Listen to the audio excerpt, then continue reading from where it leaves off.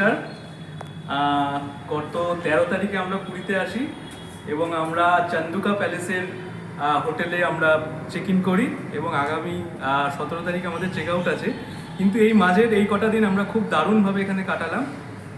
আমরা খুবই স্যাটিসফাইড তাদের সার্ভিস, তাদের হসপিটালিটি নিয়ে। আর এখানকার স্টাফেরা খুবই ভালো, কারণ আমরা যে কোনো সমস্যায়, যে কোনো সার্ভিসে আমরা তাদেরকে একটা কল করেছি, তারা এসে আমাদেরকে সার্ভিস দিয়েছে। তারা খুব পোলাইট এবং তারা খুব হেল্পফুল।